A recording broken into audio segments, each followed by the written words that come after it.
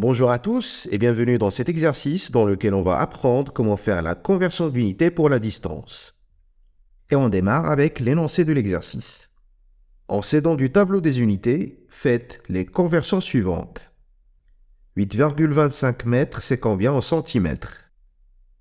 287 cm, ça donnerait combien en millimètres?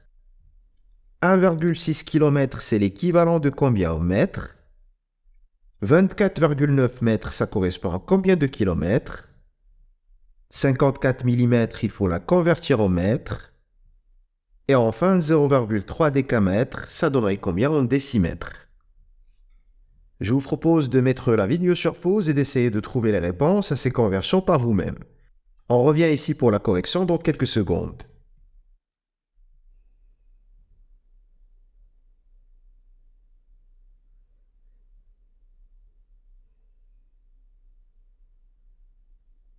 Allez, c'est parti pour la correction de l'exercice et on démarre avec la première conversion. 8,25 mètres, c'est combien en centimètres? La règle du jeu consiste à placer le chiffre qui représente les unités, ici le 8, sur la colonne de l'unité correspondante.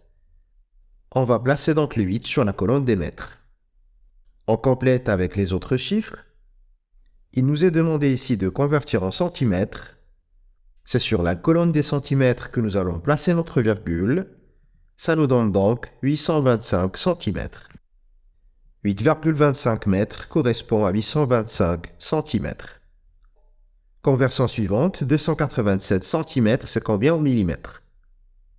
Ici, c'est le 7 qui doit être placé sur la colonne des centimètres. On place le 7 sur la colonne des centimètres.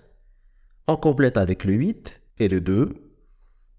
Il est demandé de convertir ça en millimètres. Nous allons donc compléter avec les zéros jusqu'à la colonne des millimètres. Et c'est là où nous allons placer notre virgule. Ça nous donnerait donc 2870. 287 cm, c'est 2870 mm. Troisième conversion de l'exercice, 1,6 km, c'est combien en mètres? Je pense que vous avez compris l'astuce. On place le 1 sur la colonne des kilomètres, on place le 6 juste à droite, et on complète avec les zéros jusqu'à la colonne des mètres. C'est là où nous placerons notre virgule. Ça nous donne donc 1600 mètres. On arrive à la quatrième conversion de l'exercice. 24,9 mètres, c'est combien en kilomètres? C'est le 4 qui représente les unités qui doit être placé sur la colonne des mètres. On place le 2 juste à gauche, le 9 juste à droite. Il faut aller vers les kilomètres.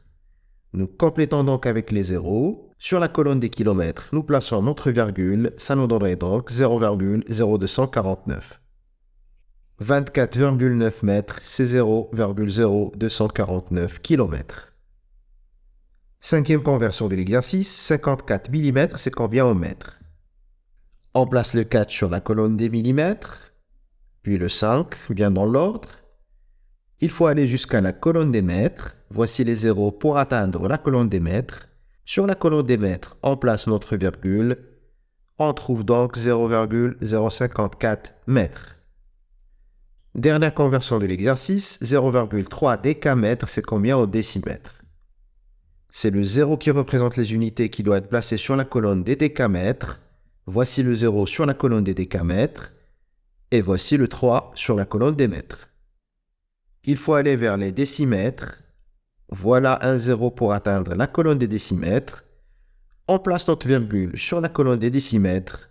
Ça correspond donc à 30 décimètres. 0,3 décamètres, c'est 30 décimètres. Voilà, j'espère que vous avez tout bien compris au sujet de la conversion d'unité pour la distance. Merci d'avoir regardé cette vidéo et à bientôt.